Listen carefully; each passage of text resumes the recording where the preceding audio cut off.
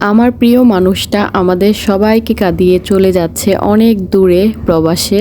যাওয়ার আগে আমার আম্মুর বাসায় দাওয়াত ছিল, তাই আমরা সবাই মিলে সকাল সকাল ঘুম থেকে উঠেই চলে যাচ্ছিলাম আমার আম্মুর বাসায়। মেহরাবের পাপার ফ্লাইট হচ্ছে রাত 3টার দিকে, আর আমরা চলে আসলাম আমার আম্মুর বাসায়। আমার আম্মুর বাসায় আমাদের সবার দাওয়াত ছিল।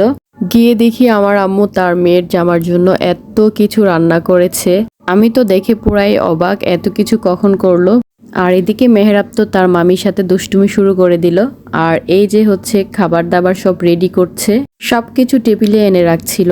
আস্ত মুরগি করেছে, খাসি রান, তারপরে আস্ত একটা মাছ, সবকিছু মিলিয়ে জামাইয়ের জন্য অনেক কিছু রান্না করলো। জামাই তো খুব খুশি হয়ে গেল এত কিছু দেখে, কিন্তু কোনো খাবারই খেতে পারছিল না। বলছিল যে আমার ভিতরে কোনো খাবার যাচ্ছে না, আমি খেতে পারছি না।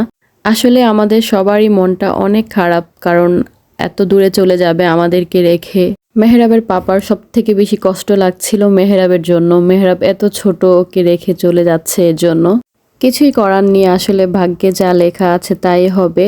তারপর আমরা সবাই মিলে খেতে বসে গেলাম। যেহেতু সবাই একসাথে টেবিলে বসতে পারবো না, এর জন্য সবাই মিলে নিচে বসে গেলাম।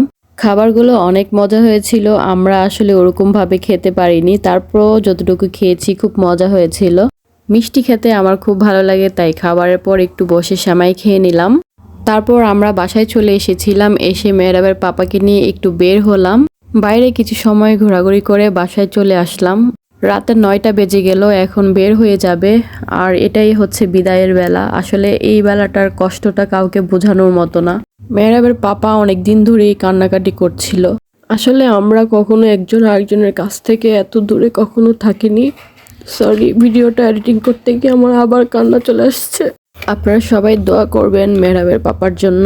বাসায় অনেক মেহমান ছিল, এর জন্য মেহরাব ও বুঝতে পারছিল না ওর বাবা ওকে রেখে চলে যাচ্ছে। ও সবাইকে পেয়ে খুব খুশি ছিল, কিন্তু যখন এই মুহূর্তটা চলে আসছে, যখন গাড়িতে উঠে যাবে, তখন ও বুঝতে পারছে যে ওকে রেখে চলে যাবে। তখন ও কান্নাকাটি শুরু করে দিছিল যে পাপা আমাকে নিয়ে যাও, আমাকে নিয়ে যাও, আমি তোমার সাথে যাব, আমাকে রেখে যেও না, এগুলো বলছিল। আর ওর বাবা ওকে বুঝাচ্ছিল, আদর করছিল। আমার ছেলেটা অনেক ছোট, ওর বাবার জন্য অনেক কান্নাকাটি করে, মাঝে মাঝে অনেক কান্নাকাটি করে, অনেক মিস করে। আসলে কিছুই করার নেই, সব কিছুই হচ্ছে ভাগ্য। আল্লাহ যা করেন ভালোর জন্যই করেন। মেহরাব ওর পাপাকে খুব মিস করে। আমাকে শুধু সারাক্ষণ জিজ্ঞেস করে, আম্মু পাপা কখন আসবে, পাপা কখন আসবে, পাপা আসে না কেন।